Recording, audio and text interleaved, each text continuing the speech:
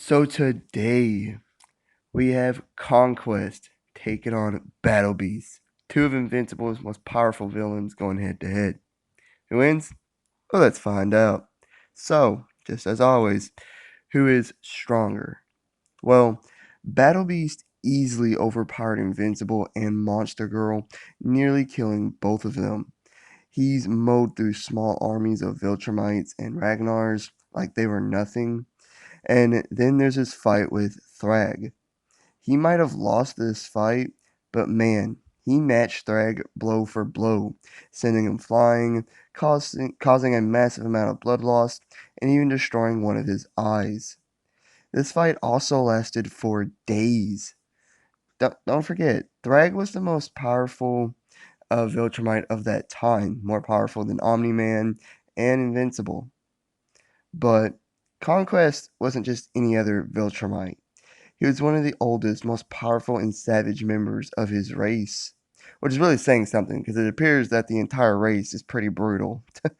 But, anyways, he's overpowered and manhandled Invincible, stopping one of his punches and shattering his leg with just a simple punch. He's punched through Adam Eve and Mark. He's flown straight through the Coalition spaceship, which was a massive, with ease, destroying it. He's also easily busted through 400 tons of solid tempered steel, plus 6 miles of the earth. He also broke Omni Man's nose with a headbutt and sent him flying backwards. Nolan was also considerably concerned about Conquest's physical power. I think overall Battle Beast is slightly stronger, but it's not by a whole lot. Moving on to durability. Who's tougher? Well, Battle Beast was hardly fazed by punches from Invincible and Monster Girl. He's unaffected by the vacuum of space, falls from orbit, and atmospheric heat. He endured the bloody fight with Thrag for days. He also survived planetary destruction of Veltrum, a planet exploding. He survived that. But Conquest, on the other hand, only smirked after being sent into space by Mark, and withstood being wailed on him by him as well. He survived having his skull caved in by Invincible, and he quickly recovered after Adam Eve burnt all his skin off. He even easily kept on fighting after being rammed into a planet with enough force to make a massive crater, and then being dragged across that planet, making a massive canyon. This guy just seems like pain doesn't bother him at all. And when it comes to durability, I'd say they're fairly even. Both seem to not be bothered when it comes to extreme amounts of pain. Well, moving on to now speed. Well, Cecil said that Conquest was incredibly fast. And Cecil's been in the superhero business for a couple decades. And he's seen his fair share of speedsters like Mark, Omni-Man, and even Red Rush. I'm not saying Conquest is faster than Red Rush, no. But he's probably faster than Omni-Man. He was faster than Oliver, who was also very fast. He caught a punch from Invincible, and it took Mark going all out just to catch up to Conquest. But with Battle Beast, he wasn't really known for his speed. He doesn't have very many speed feats. But he was able to match Thrag. Just speed for speed, meaning he can match Conquest too. This also means Conquest's flight won't be anything new to Battle Beast either. Something else to know, Battle Beast was a warrior through and through. Like, he searched the entire cosmos for beings that could give him a good fight, and his ultimate goal was to die at the hands of a strong opponent. He was the most dangerous and powerful member of his home planet, and he's even conquered 9,000 planets in his search for a strong opponent.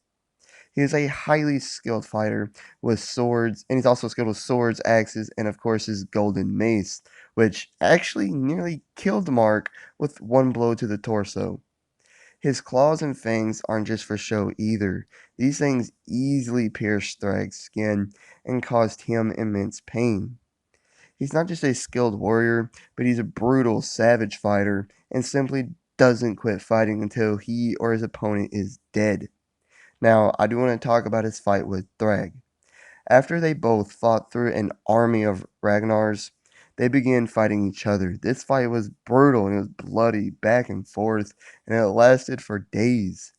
It finally ended when Battle Beast obtained his ultimate goal of being killed by a strong and worthy foe. He did lose, but the mere fact that he evenly matched Thrag, the most powerful Viltrumite at that time, for days is more than impressive. Like, more than impressive.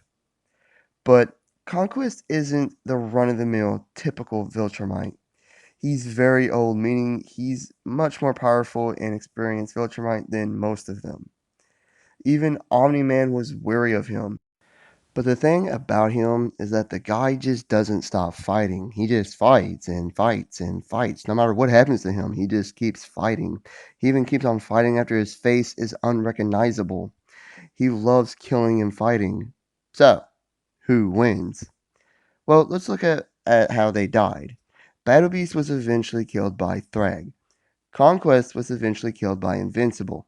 Now, this marked that Conquest's fight was a little older and more powerful than the one Battle Beast fought. But come on, even that mark was still nothing to the Thrag that Battle Beast fought. I see this fight going as very similar to the Battle Beast's fight with Thrag. Brutal, bloody, lasting for days, you get what I'm saying. Only difference is the outcome. Battle Beast is beating Conquest here. It'd be a good fight. Conquest gives Battle Beast a fight that he loves, but at the end, Battle Beast is winning. Like and subscribe if you did enjoy. Leave a comment of what you think and hit the notification bell to be notified of all my future videos and all the great stuff. Catch you on the next one. Peace.